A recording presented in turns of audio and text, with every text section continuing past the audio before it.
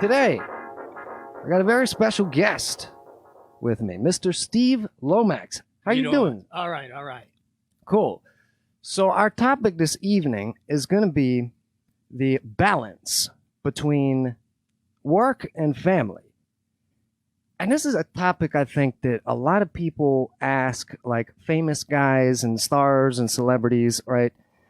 And during these interviews, and they ask it as one question. And then they give like maybe a one sentence answer, and that's all you get. So this is a topic I wanted to dive a little bit deeper into because I think it's super important. As you know, this channel is not just about music and music theory, but we also do morality and spirituality, all that kind of cool stuff. So let's start with you, Steve. What is your experience with it? Tell us how you got started in music, something about your family. Go. My music beginnings were real interesting because my father is the one that actually picked up on something that I was doing. One of the local bands in D.C., Northwest D.C., was next door to my house. And I was maybe 4 or 5 years old. And I came home and I was on the coffee table and I was doing this James Brown beat. And my Just father with your hands on the table? With my hands on the table. Not even with a pot and pan? Didn't even have a pot and pan. Oh, man. So, Times were tough. So I'm kicking this beat, and my father listened, and he said, hold up, do that again. So I did it again, and, never thought anything else about it. And then as time progressed, maybe about 6 months to a year later, my father comes home from work, and he has this snare drum and this cymbal. Now, 5 years old, I forgot all about that. But he brought that, and I started fooling around with that for a little while. And so evidently he heard that and he saw something there, and he said he was going to nurture it. Time got away from us, and maybe... So was he a musician, your father? My father could sing. Okay. My father could sing. I think that counts. I think singers still count as musicians. Yeah, he could sing. He was a good singer. The funny thing is that he would sing at funerals and at weddings, and from a religious point of view, and right. He almost got on this famous talk show, but he said he got beat out by a country western guy. So that's how that happens. But so he really had an ear for music, and well, nowadays they have the whole like gospel sing. I forget what it's called, but it's like this gospel singing competition. He should enter that if he's still with us. He was doing R&B. Now he's been gone for a little while. Okay. 34 years actually. So. That's why this topic is pretty good. It's a pretty decent topic for me. But later on, as I got older, I got interested in drums again. He bought me a drum set. And from that point on, I've never stopped. It's always been a part of my life. They always knew where I was because I was in my room playing drums. That's what's up. And this is something I've talked about before on this show. The idea of people who aren't like musicians, or they're not professional musicians, that it's not their main thing, it's not their career, but I always like to encourage people who are not that to still encourage their kids to get into music. And it sounds like your father was that kind of guy. Absolutely. And when I said that on that show, I got so many comments from people saying, yes, this is so true. My father wasn't a musician, but he got me my first guitar, and it sounded exactly like the story you just said. Yeah. So happens that's often, awesome, man. Yep. Well, it sounded like your father had a great balance between family and career. Absolutely. So, definitely. There you go. So how did you actually get into music? So you started playing at a young age, but did you actually call it a profession at that point? I never really was trying to make it a profession. It always was a hobby for me. It was something that was very dear to me, something that I loved. I have a passion for it. I will probably play drums or some type of musical instrument for the rest of my life, but never did I want to make it my, I wasn't trying to be famous. It was just something I enjoyed. I enjoyed playing for my friends, and it's just something that I did. But it always was really just a hobby. What would you say is like the first age you actually played in a band? Because that's, I think, a major like threshold that every musician crosses, from just playing in your own house and jamming with yourself to the first time you like play with another group or another. It's a totally different way of thinking, totally different skill set. So what would you say was your first experience with that? Well, I had a friend who was. I always hung out with guys that were older than me, and so this Okay. guy was like maybe 6 7 years older than me, and he decided he wanted to buy a drum set, and so he bought the drum set, and I went to one of the rehearsals with him, and I sat behind the drums and started playing, and it just kind of blew his mind because he didn't know where that came from. So eventually, I ended up taking his drum set. He bought a bass, and every Friday we would go and we would just jam. And I learned different songs. I was kind of into a rock type thing back then, and so that's where that would be my first band. Nice. So it's still relatively young or teenage? I was about 12. Okay. Yeah. That's really cool, man. I mean, I wouldn't say I started playing in like an actual gigging band at 12, but I remember my dad always having jam sessions and other, like you said, older musicians. Mm-hmm. Another thing we talked about on this channel before, having older guys who are mentors, who play the stuff that you want to play, who act the way you want to act, who have that level of success that you want to have. And that's a really cool thing. And the younger you start, especially as a kid or as a 12-year-old, that's not even teenager, really. The younger you start, the better chance you have of actually doing something professionally with it and making money. So let's get into when's the first time you started doing like professional stuff? Because I've seen you like pack venues and like sell out shows at restaurants and things like that. When did you start getting into that kind of stuff? Because that's how we met is through I think Eugene Chapman it was who called me and said, hey, I know this guy, he does these jazz events and we need a keyboard player. And of course I was like, well, anybody that Eugene recommends, I'm in there. So that's how we got introduced.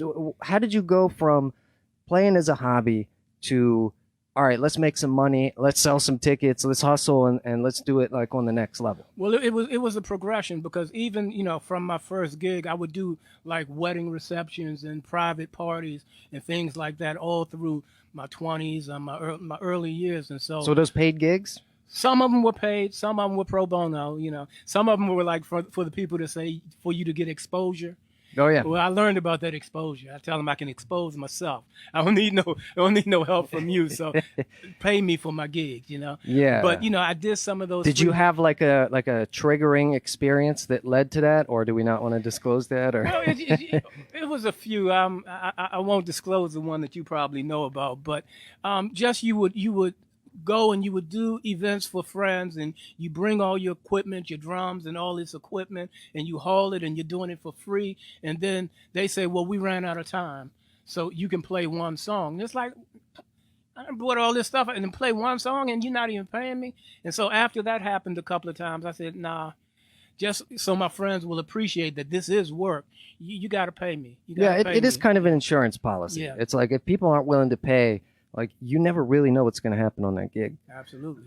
But so let's fast forward a little bit. So you started getting paid for your gigs. When's the first time you were like, all right, I'm going to do a Steve Lomax show? Okay. And this was and like, how old were you? What was going on? Because again, the topic is career and family. right. And so how does that relate? Where's that intersection? Well, see, this was later on in life. So this happened after the kids, were up to age, and I turned 50. So when I turned 50, I said, you know what? I just want to see if I can go out there and pull some gigs and play for some of my friends and just see what happens. And so I was living here in Bowie at the time, and there was a spot not far from where I live called Jazzy's. And I went in and I talked to one of the musicians there, and I'm good at selling myself and telling people, things that I can do. And so I talked to him and I explained to him that, I wanted to get out and I wanted to do some things. And they were at the point at that spot where they needed to have some acts. And so I promised them that if they gave me a spot on Monday, I'd pack the joint and it would be a great show. And so I convinced them to set it up. In fact, one of the keyboard players that started with me, Ed Botts, was very instrumental in making that happen. No pun intended. No. But, and so I did an event there. And it was this particular year, every Monday in March, it snowed. And it snowed The first time we were supposed to do it, so they canceled it. The second time we were supposed to do it, they canceled the event again. And the third time, it snowed on that Monday. The restaurant wasn't even open. And I told them, no, we're going to open. We're going to do it tonight. We're going to make it happen tonight. And I started texting my friends and sending out emails and letting them know that we were doing it on that Monday. They opened up, and 80 of my friends showed out. Wow. On a Monday night, and it snowed all day. And so that was just huge. And it was a very, very good show. First time I had ever played with Eugene Chapman and Ed Botts. And so it was a lot of energy. We didn't get to do a lot of rehearsal. A lot of it was improv. All of it was improv. We picked the songs when we got there, and we just played it. And, it was a nice night. Everybody enjoyed it. Every now and then I'll reminisce and I'll post videos from that night. But that was a very successful night on a Monday. And from that point, I continued to do it. That point, I moved to another venue in College Park where you met me. And I was doing this every week. Every Monday, I was doing a show, and I was marketing it and calling, texting, and putting it on Facebook and letting everybody know that that's where we were. And so I did that for about a year and a half. After about a year, I met you. In fact, you came in. It was the day you turned 25. Right. That was the first gig we did. And it was a nice gig. I had never... That was one of the most fun gigs. Oh, yeah. All the stuff we did at that place was some of the most fun times I've had playing music. And I think it's because of that improvisation. And I want to bring it full circle back to improvisation a little bit later. But let's switch gears a little bit. Let's jump into family. So when you got into having kids and marriage and all that, was there a hiatus that you took from playing gigs and doing it music professionally? Did you have to balance both of those things at once? How did that Well, when happen? I got married young. I was 23. We're still married 34 years later. That's a beautiful thing. I stopped playing for maybe I didn't even play it at home because I lived in an apartment. You can't play drums in an apartment. And so I stopped playing for about 3 years. And all this time I'm thinking, I got to get in the house so I can get back to my drums. Right. And so for those 3 years, I didn't play. And then after that, I got into a situation where I could now play. And then at that point, I still was doing it, just doing things for friends and whatever. But when we had children, when we had my daughter, it's like family's everything. Yeah. Family trumps music every time, and a lot of musicians won't accept that, but family trumps it. And so at that point, I wasn't trying to do it professionally. I was trying to give everything I can to my family, and take care of that. And that's typically what parents do. Children want to be gymnasts, and so they put their life on hold and they focus on that. You're a prime example. Your parents are excellent musicians. That's Your true. mother could sing, but once Owen came along, that ended their musical career, and they put all their attention in you. And so now, as we have events, they're at every event, they're promoting it, and they're just doting over you and how successful you are. And in reality, that's what it's all about. You have children. It's a blessing from God. Children, that's the greatest blessing that you could ever get. And so when you have that, you put your attention in that, and you focus on that. And your aspirations and your dreams, you got to put them on hold, because you want your family, you want your children to be successful, you want your marriage to be successful. And so often we hit situations where our favorite musician is not married anymore. They've broken up. And so therefore I felt that family was important. And of course it goes back to my religious background and my focus. Music has never been my priority. My priority has always been teaching people about the Bible, explaining to them different things that are going on, and actually having an active part in my congregation and in people's lives. And so that's my focus. That's what I enjoy the most. But music is a close second. So it sounds like you're prioritizing not just your biological family, but also your spiritual family. Absolutely. And that's two kind of different types of families, but I think that these things are the real, kind of deep central things in our lives. That, music comes and goes, gigs come and go, right? Money goes up, it goes down. But I think having that focus and having that like just drive to be a successful father and a successful husband, I think that experience is maybe what gave you a lot of the gas in your tank to do a lot of the events that you did after that point, right? Absolutely. Because you had that. Now you kind of know what it's like to really struggle and really achieve something in your personal life, and then you can bring that energy to the stage with you, and you can bring that level of professionalism and being on time and all that kind of good stuff. Yeah. And you learn that from having a family. You learn that from having other people who really depend on you.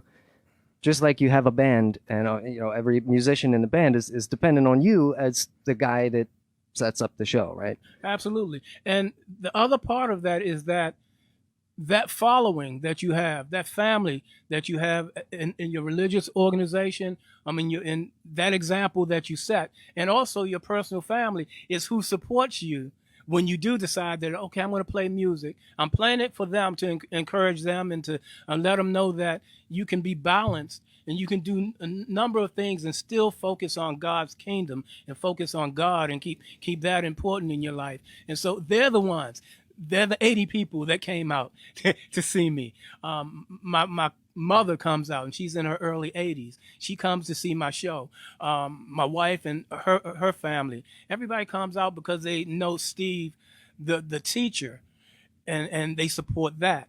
And so I can encourage him on that level, but also I can show that you can have a hobby or something else that you're passionate about and be successful in it if you choose. So it sounds to me like at the end of the day, when all is said and done, your kids are grown up, your family it kind of merges with your music career because like you said, that those are the people that are coming out to your show, that are buying your records, and et cetera, et cetera.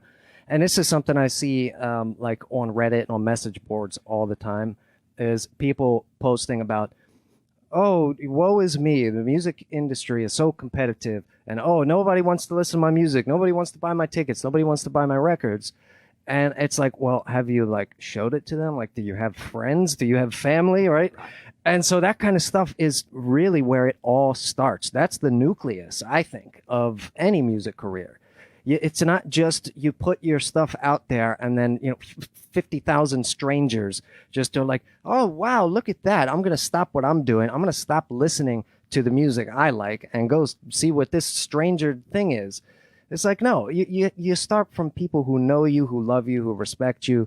And that's why I would agree with you that prioritizing the family is probably going to be a better strategy for you young musicians out there watching this.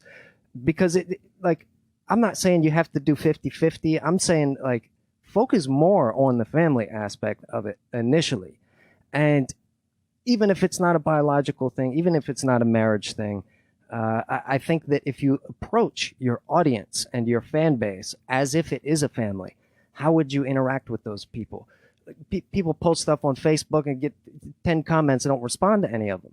Would you do that to your mother? Would you do that to your cousin or your sister, your aunt, right? Not at all. So I think that kind of mindset is super, super important. That's why I'm glad you're the perfect guy for this topic right here. Yeah. Let me mention this too. Sure. When your kids see you perform and they take notice of it, I'll give you an experience. I was playing for a wedding reception. And of course, this was a free gig. It was a weird gig too, because I was playing with a guitar player, a harmonica player, and a trombone player. How does that work, right? Yeah, that's a ragtag trio right there. But that'd be a perfect name for that band, the Ragtag Trio. Absolutely. But it also was one of those situations where I was thrown into it, and I didn't have an opportunity to rehearse with them. And so I showed up at the reception early. We went over a few notes as to what he wanted. And so we started doing this gig.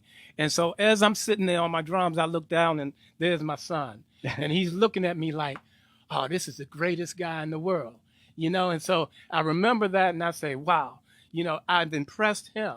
And that's my life. My children are my priority. And so when I can do something that makes them go, oh, then that's huge. That means more than playing for anyone else, because that's my son, and that's what God gave me to take care of. So it's like you're kind of passing that gift on to him in the moment, in real time during the gig. That's a great experience. Yeah. Now, I wouldn't recommend taking your like newborn infant and setting the crib up right next to the drum kit while Not you're the drum practicing. kit. He might not be able to hear for very Not long the after drum that. kit, yeah. But that's so cool, man. Was that like the first like big time your son has heard you play? I think or? that was the first time he saw me actually set up, and I play around the house, but that was the first time he saw me set up and actually play with other people. Right. And he knew that I didn't get to rehearse with him, so he just kind of it just touched him at that point. And he's also a musician now as well, right? Oh yeah, he's an excellent drummer.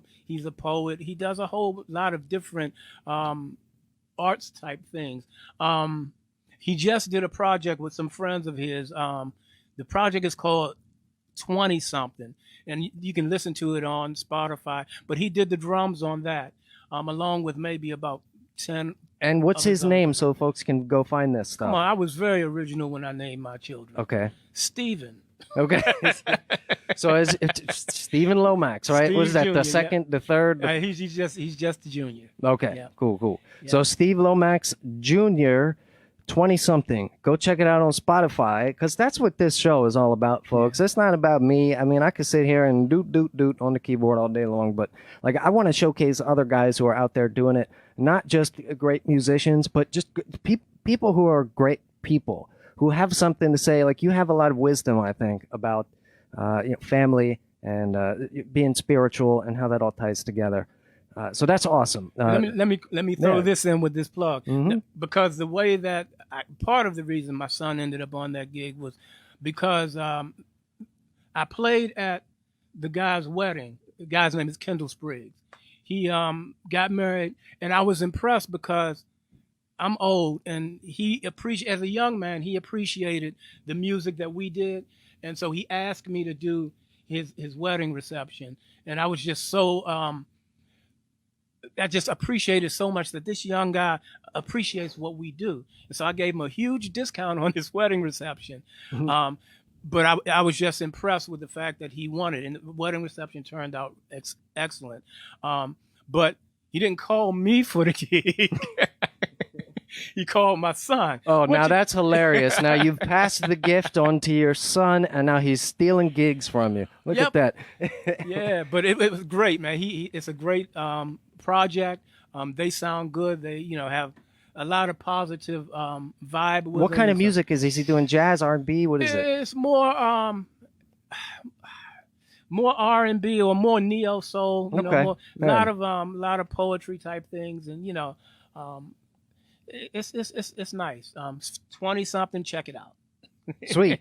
That sounds awesome. I'm glad we're able to kind of showcase. Now, does he have any other stuff that you want to plug here? A YouTube channel, Facebook business page, anything like that? No, he doesn't have anything right Okay. now. He's just all over the place doing a lot. I would recommend a lot of things at starting. 21. I would definitely recommend starting a YouTube channel, not because you're gonna go super mega viral overnight, but it's a great place to just have a catalog of all of your stuff.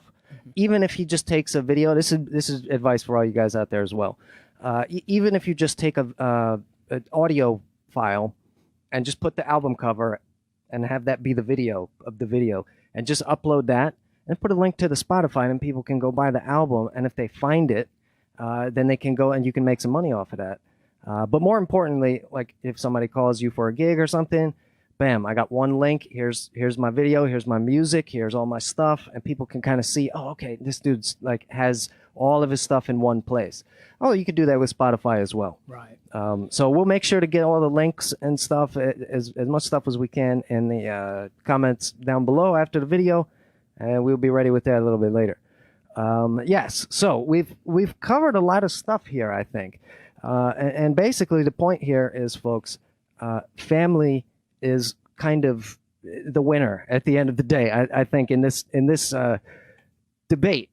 Because a lot of people might think, okay, well, if I start a family in my 20s, then I'm going to miss out on a music career.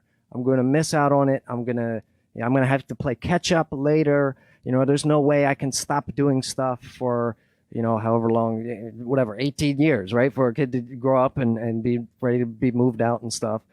But what's your experience with that? Is it really a dead stop like that? Because if somebody's watching and they're not sure, right? If they're watching this video and they're thinking, okay, I don't know, I'm still kind of I'm still kind of playing the field. There's even some guys I know who are in their 30s who are still like, oh, I'm playing the field and I'm not trying to settle down just yet. A lot of women do this as well. But is it really a dead stop? How would you encourage a guy? And I'm mainly asking for myself because I'm obviously planning on marriage and kids and starting family and all that good stuff. And this is a great conversation for me personally, just because it gives me a little bit of like hope of like, oh, okay, maybe I can do that too. Maybe I can prioritize family and still be able to have a career doing what I love. How would you encourage a guy who has doubts about that or has some cynicism about that? Well, first of all, for a mate, you have to pick someone who understands how much music means to you. It's very much a part of you. If she knows you and she doesn't know that, then she's missing something. Right. That communication is so important, because as soon as you miss a thing for a gig, then it's like, okay, now it looks like you're not prioritizing your family. You look like you're doing a bad job, but you're just pursuing your passion. How do you encourage them? Well, like I said, pick the right person, make sure they understand. And when you are with them, make sure you spend quality time with them. You're not neglecting that part of your life. Not just inviting them out to your gig to watch you play. No. You gotta nurture what you've started, and so make sure that you're taking care of that part of your life, and then it's easier to sell the fact that, oh, well, I got a gig I need to go to. But my wife supports me on most of my gigs. She's there. If she's healthy enough to be there. And so she understands that part of my life, and she supports me. But I have to take care of other, necessities in life. Now, and again, we're talking about how I balanced it. Of course. And so it's not a cookie cutter. It's not one size fit all. But I think that for me, children are the turning point where you have to really make some good decisions, because you want your children to be successful. And so at that point, you have to really say, okay, how can I balance this? Can I make sure that I'm giving my kids what I need to give them so that they'll be productive members of society? Yeah. Or am I neglecting them and they're not growing, the way that they need to? And so children, really are that's the turning point. That's where you have to make a decision. Now, I'll share this experience because I know a few famous musicians, and I guess maybe about 15 years ago, one of these musicians came to one of my religious meetings. He knew a couple of other people, and he came. And the interesting thing about him is that he's very famous. Everybody knows him. I'm not going to drop names, but everybody knows who he is. And when he came on a bus. And on that bus, it was the driver, it was his wife, and it was his daughter. Now, he has the funds to do this, but he was going on tour, and so he said, well, I'm going to take my kid with me. And so the daughter was there. Interestingly, they homeschooled their daughter so that he could devote time to that. And so that's interesting. It can be done. But his thinking pretty much is like mine. Family is it, and you don't want to leave your kids out there where in danger. Things happen to kids, and so he was able to actually take his daughter on the tour bus with him, and he's been married for many years, and all of you know who he is. Again, not recommended for a newborn infant. Don't take him on the road. Like put him in the case next to your guitar. Yeah, and he's a bassist, so he couldn't play his bass. Right. But yep, so that's and so he set an example. I took note of that, and I said, even though I don't have any aspirations or thoughts of going on the road, I do still. Sounds kind of dreadful, especially nowadays, guys. Like, oh man, nobody's touring. Really. That's the other thing, man. With this COVID thing. What's the music industry going to do? I mean, we don't know where it's going to go. We don't know what's going to happen. So for me, I'm in a good position because that wasn't something that I was trying to do for a living. And so my heart goes out to a lot of musicians, a lot of friends, a lot of musicians that I worked with have struggled through this, but keep fighting. Just don't know where it's going to go. And but you Now, just actually, hang on in there. that topic, you guys can go check out, because I had Connor here a couple Uh-huh. weeks ago, and we did a show on our music industry revelations, where we did a comparison side by side of the Book of Revelation versus some of the crazy like changes and metamorphoses that are happening in the music industry nowadays. And so we took some music news and some industry news, some celebrity stuff, and we kind of all mixed it up. And we did cover that topic as far as like what is different now? Where is it going to be like a couple years from now? How do you want to hedge your bets? How do you want to prepare for that? And so again, just to like wrap that topic up as well, I think that if you have a good family that you love and support, you have open communication, there's an understanding there, you have your kids, you've taken care of them, you've prioritized your family. I think that you have achieved a balance there. And when something terrible happens, like the COVID, and all of a sudden now, you know, people are losing their jobs. It's tough. People are losing sleep. People are getting divorced. All you know, right? So I think if you have a strong family bond and a strong family unit, that's going to save you in crazy times like these. Do you find that your family has given you a sense of stability that allows you to think more clearly in other situations that have nothing to do with your family, because like you feel like you always have a family to go back to, right? Yeah. What's your opinion on that as far as the stability and like, because I feel like you're the kind of guy now, especially like you said, after 50, you started taking these major risks with, okay, I'm going to pack this venue. I don't know how I'm going to do it. That's a pretty big risk. Like a guy like, you know, 18, 19 years old, I don't think would be in the mindset to take that risk. But do you think there's a relationship there, again, no pun intended, between your family life allowing you to make better decisions and take bigger risks in your career later on? My family, they always pull me, in line, and I've raised some pretty smart kids, and so not kids, they're in their 20s. My youngest is 21, but there are things that they can help me with. That at 50, you kind of set in your ways in a little bit, and certain things you don't see. But my son helps me with just understanding how the younger generation thinks and being able to relate more.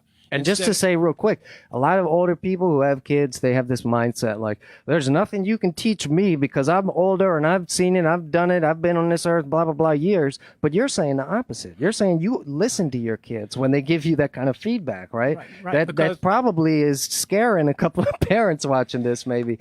But I just wanted to throw that in there. That's awesome, and that I would do the same thing if I had kids. I would want that kind of feedback from them. Well, I tell my son when he's talking trash and when it makes no sense. Of course. Also, but there are things that they're experiencing now that I didn't experience when I was growing up. Sure. There are things that they're dealing with, and so they have a little bit more insight on how to handle certain situations.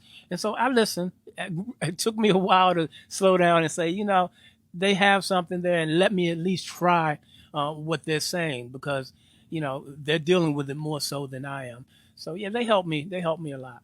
That's awesome, and so that gives you that ability, I think, to take that risk, to go a little bit further than you normally would, because you have that safety net, because you're getting that feedback, you're getting that insight from your family, as sort of like you have a team, right? You have a home base. You have a place to go back to. And now, speaking of taking risks, you're one of my favorite improvisers that I know, and we'd love to do a lot of that. When I do shows with Steve, I would say on average about half of what we do is written. The other half is in the moment, on the spot. And so that's what we're about to do for you guys in a second here. We're going to still make it nice and dynamic. We're going to take it through some different evolutions. And yes, we're going to do some jazz funk. And yeah, so we're going to do a little jam for you guys. Before we do that, I also wanted to remind y'all that we are winning right now the suit challenge. Hashtag suit challenge. I believe we have won. And by the way, all you guys out here on Facebook doing your hashtag suit challenge, like just standing there, like the suit challenge is about doing like athletic activities and aerobic things, like riding bikes, doing like outrageous stuff while wearing a suit. So if you're just standing there taking a selfie, that's not really the suit challenge, in my opinion. But I'm just messing with you guys out there if any of y'all are watching. And I'm going to play my drums in my suit. There you go. Now that's a suit challenge. That's a suit challenge, dude. All right. So also, before we do that, I want to remind you guys to definitely make sure you hit that like button if you're feeling our threads, if you're feeling our hashtag suit challenge this evening. Definitely leave a comment down below. Question of the show today is, what is your opinion on the entire little chat that we just had here? What's more important? If you're a younger guy, do you prioritize your career, or do you find it's important, especially in these times, to prioritize family and let the career kind of develop over time and stay in it for the long game? I guess that kind of begs the question. I just kind of gave the answer. I led the question, right? But look, what's your opinion on that? What do you think? Do you disagree with me? Do you disagree with Steve? Right? We're grown men. We can handle it. We can handle a little disagreement. Make your best case. Make your best argument. Don't forget to hit that notification bell. It'll give you a notification. It'll give you a little ding dong every single time we do the show in the future, and you won't miss a beat. You won't miss a guest. You won't miss an amazing, educational, entertaining topic such as this.